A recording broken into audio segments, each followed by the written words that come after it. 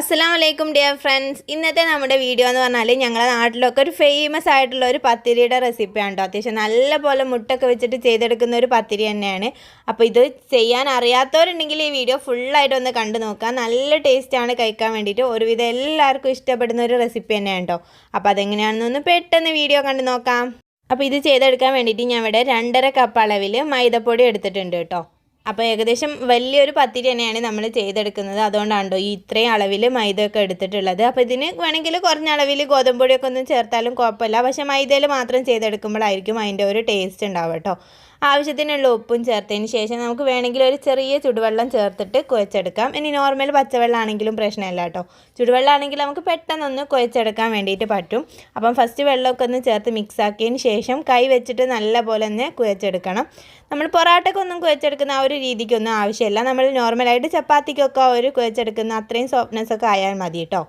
അപ്പോൾ അത് അത്യാവശ്യം നല്ല ലെങ്ത്തുള്ള വീഡിയോ തന്നെയാണ് കേട്ടോ. ഏകദേശം നല്ല ഡീറ്റെയിൽ ആയിട്ട് തന്നെ ഒന്ന് കാണിച്ചു തരാമെന്ന് വിചാരിച്ചിട്ടാണ് ഞാൻ ഇത്രയും ലെങ്ത്തായിട്ട് വീഡിയോ ചെയ്യുന്നത്.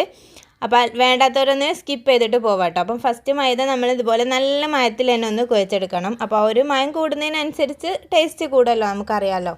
ലാസ്റ്റ് കുറച്ച് ഓയിലൊക്കെ ഒന്ന് തടവിയതിന് ശേഷം നമുക്ക് ഇതുപോലെ ചെറിയ ചെറിയ ബോൾസ് ആക്കിയിട്ട് മാറ്റിയെടുക്കാം. നമുക്ക് ഏകദേശം ഒരു 15 പത്തിരിക്കുള്ള ഒരു ബോൾ കിട്ടിയിട്ടുണ്ട് കേട്ടോ. ഇനി നമുക്കിതുപോലെ പൊടി ഇട്ടിട്ട് നല്ല തിന്നായിട്ട് ചപ്പാത്തിയൊക്കെ പരത്തുന്നതിനേക്കാൾ കുറച്ചും കൂടി തിന്നായിട്ട് പരത്താൻ പറ്റുകയാണെങ്കിൽ ആ ഒരു രീതിക്ക് ഒന്ന് പരത്തിയെടുക്കണം കേട്ടോ. പൊടിയൊന്നും ഇടുന്നതിന് പ്രശ്നമില്ല, കാരണം പൊടിയൊക്കെ ഇട്ടിട്ട് തന്നെ നല്ല തിന്നായിട്ട് വേണം കേട്ടോ പരത്തിയെടുക്കാൻ വേണ്ടിയിട്ട്. ഏകദേശം ഇതേ ഒരു തിന്നിൽ നമ്മൾ ഇതൊരു ചുട്ടെടുക്കുമ്പോൾ ഏകദേശം ഒരു പേപ്പർ പോലെ ഇരിക്കുന്ന ആ ഒരു രീതിയിൽ വേണം നമ്മളിത് ചുട്ടെടുക്കാൻ വേണ്ടിയിട്ട്. അപ്പോൾ ഇതിൻ്റെ ലെങ്ത്ത് ഒരു വട്ടം നമ്മൾക്ക് മെഷർ ചെയ്യാൻ വേണ്ടിയിട്ട് നമ്മൾ ചെയ്തെടുക്കുന്ന ആ ഒരു പാത്രത്തിൽ കറക്റ്റാണോ എന്നുള്ളതൊന്ന് ചെക്ക് ചെയ്താൽ മതി കേട്ടോ. അതിന് ശേഷം നമ്മൾ ചൂടുള്ള തവയിലേക്ക് ഇട്ടിട്ട് ജസ്റ്റ് ഒന്ന് ചൂടാക്കി എടുക്കുന്നുണ്ട്. ചപ്പാത്തി ഒന്ന് ചുട്ടെടുക്കുന്ന രീതിക്ക് ചെയ്തെടുക്കേണ്ട. ഒരു 2 മിനിറ്റ് ഈ ഒരു കളറ് ജസ്റ്റ് ഒന്ന് ചേഞ്ച് ആയതിന് ശേഷം തിരിച്ചിട്ടും കൂടിയും അതേപോലെ ഒന്ന് ചെയ്തെടുത്താൽ മതി കേട്ടോ. സമൂസൻ്റെ ഷീറ്റൊക്കെ ചെയ്തെടുക്കുന്നവർക്ക് അറിയാൻ മതി ഇത് ഏത് രീതിയിലാണ് ചെയ്തെടുക്കുക എന്നുള്ളത്.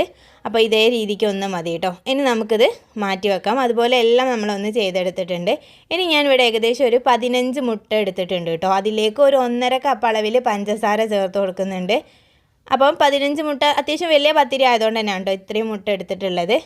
പിന്നെ നമ്മളിതിലേക്ക് കുറച്ച് ഏലക്കാപ്പൊടിയും കൂടി ചേർത്ത് കൊടുക്കുന്നുണ്ട്. ഒരു ടീസ്പൂൺ അളവിൽ ചേർത്ത് കൊടുത്തിട്ടുണ്ട്. അപ്പം ഏലക്കാപ്പൊടി ഇല്ലെങ്കിൽ നമുക്ക് പഞ്ചസാരയും ഏലക്കയും കൂടി ഒന്ന് പൊടിച്ചെടുത്തിട്ട് ചേർത്ത് കൊടുത്താലും മതി കേട്ടോ. എന്നിട്ടിത് നല്ലപോലെ ഒന്ന് മിക്സ് ചെയ്തെടുക്കാം. മുട്ട എല്ലാം കൂടി ഒന്ന് മിക്സ് ആവുന്ന രീതിയിൽ മതി കേട്ടോ. പഞ്ചസാര നമ്മൾ ചൂടാക്കുന്ന ആ ഒരു സമയത്ത് മെൽറ്റ് ആയിക്കോളും, പ്രശ്നമില്ല.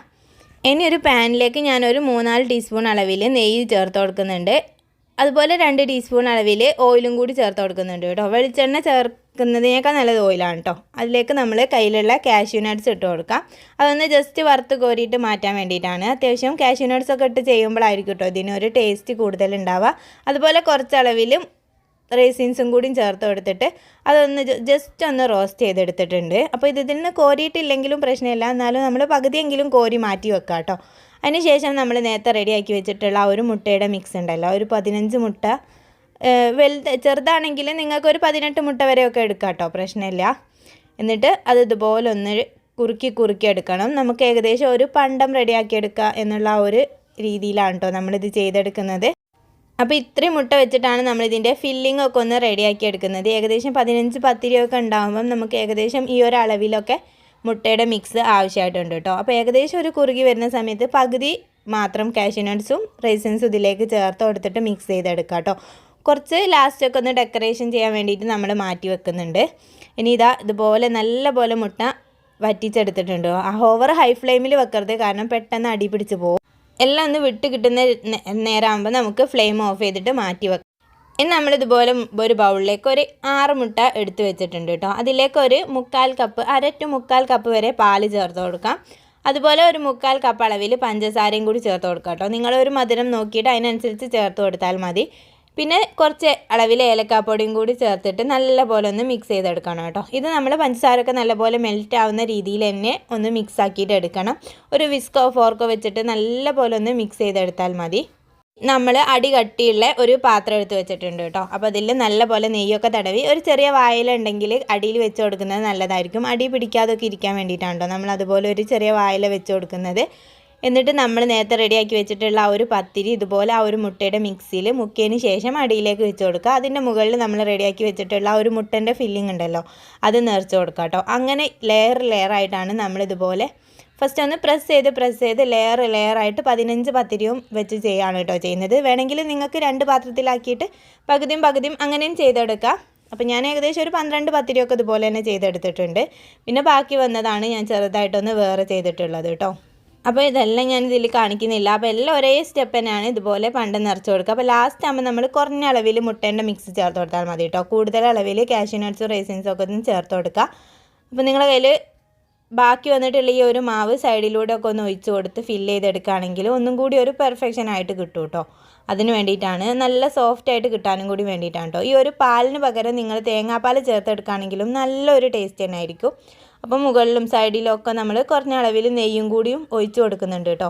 അടിയിൽ ആദ്യം സ്പ്രെഡ് ചെയ്തതാണെങ്കിലും ഒരു നെയ്യും കൂടി ഒന്ന് ചേർത്ത് കൊടുക്കുമ്പോൾ നല്ല സോഫ്റ്റായിട്ട് നല്ലൊരു ടേസ്റ്റും അതിൻ്റെ ഒരു സ്മെല്ലൊക്കെ ഉണ്ടാവും. അപ്പോൾ അടിയിലൊരു പാത്രം ഒന്നും കൂടി കട്ടിയുള്ള പാത്രം വെച്ചതിന് ശേഷം മാത്രം കേട്ടോ നമ്മൾ ഈ ഒരു പാൻ അതിൻ്റെ മുകളിൽ വെച്ചിട്ട് വേവിച്ചെടുക്കാം.